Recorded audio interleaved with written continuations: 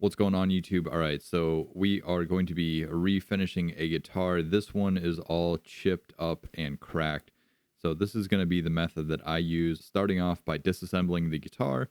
If there's any stickers or anything on there, I use a little bit of rubbing alcohol and I try to just scrape them off the best that I can. It's going to get sanded anyways, so I'm not too worried about residual glue. Now, what I'm using for the chips and cracks on this guitar is a 2-part epoxy. I got this stuff from Harbor Freight. I believe it was probably around $6 or $7. It is like a 2-part epoxy, but essentially this will work for this purpose as well. You could also use some like wood epoxy or like a wood filler or something like that. This is a 1-to-1 mix, so just go ahead and mix up 1 part of the hardener and 1 part of the actual like epoxy itself. And then just start filling in those holes. You're going to have to let this cure. This actually took a couple of days for the epoxy to fully harden, so it's probably not going to be an afternoon project. After you get all of the cracks and chips filled, you can then go ahead and sand it. I am using 120 grit sandpaper. Now, essentially, all I'm doing is just flattening this out the best that I possibly can. Obviously, when I go to prime over this, I want to feather out the edges of the epoxy so this way you don't see it come through the paint. Get the body nice and flat, or as flat as you can possibly get it, and then we're going to go ahead and move on to the next step. Obviously, hit the sides up with the sandpaper as well, and then you can go ahead and wipe the guitar body down with some isopropyl alcohol and a microfiber cloth. This is just going to ensure that there's no grease from your hands or any leftover sanding dust. And then also the neck pocket in this was looking a little crazy, so I just went ahead and hit it up with a little sandpaper and then taped off the neck pocket itself. Now, there's no right or wrong way to do this. I use a piece of tape. I go around the actual size of the neck pocket. After you have the neck pocket taped, you can then go ahead and do this. I use my thumbnail to just go around the edge of the actual neck pocket. I'm trying to pull that tape off the edge just slightly, so this way when I do go to pull the tape off after painting, it doesn't pull any of that paint off with it. Once you have everything completed, you can then go ahead and apply some sort of a primer. I'm using a black primer because we're going to be using a 3-stage color from Custom Paints. It is called Chroma Coat Autumn Spice, and this uses a black base coat. So I'm going to just use some black primer. It's going to make it much easier, and I won't have to use as much black base. I'll basically just need to only do like 1 or 2 coats of the black to cover it. Go ahead and let the black primer cure. Now, I would say let the primer cure for at least a minimum of a day, and then go ahead and sand that flat.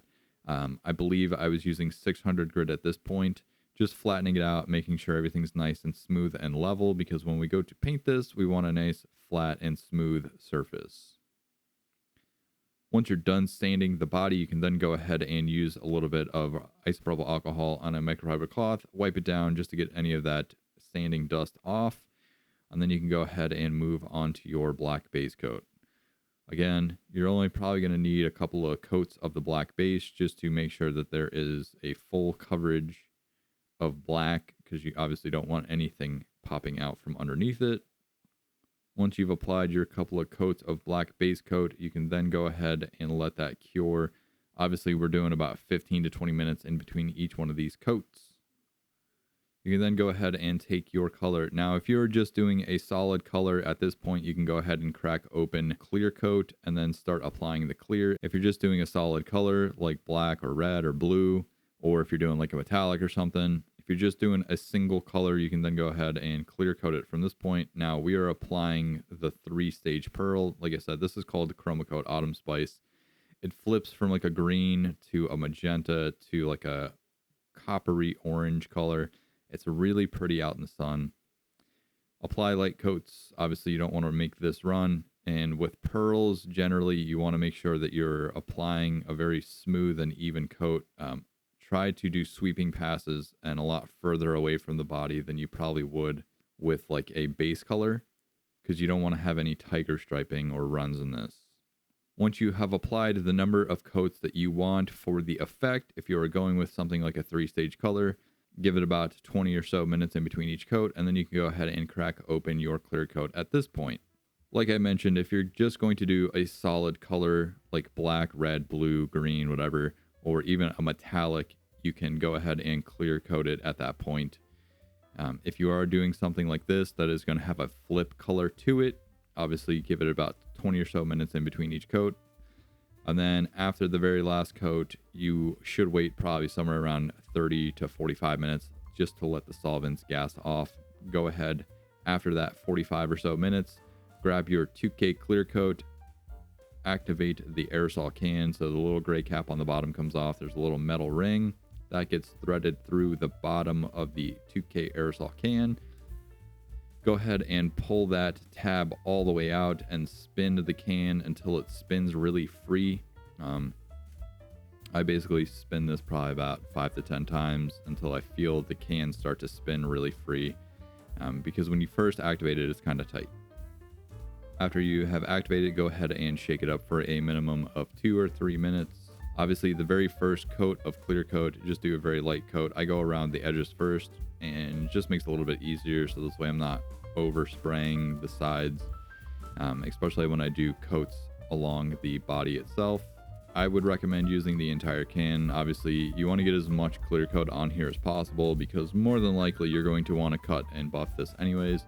If you can get it to lay out really flat, you can probably just polish it, but I like to make sure that it is ultra flat and looks like it came from the factory.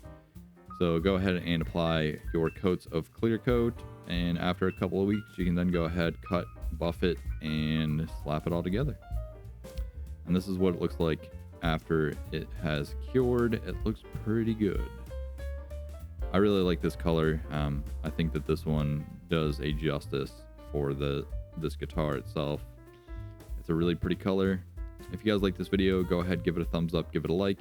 If you didn't like this video, also give it a thumbs up. Hit the like button, hit the subscribe button, hit all the buttons. I'm Jordan, and I'll catch you guys next time. Peace.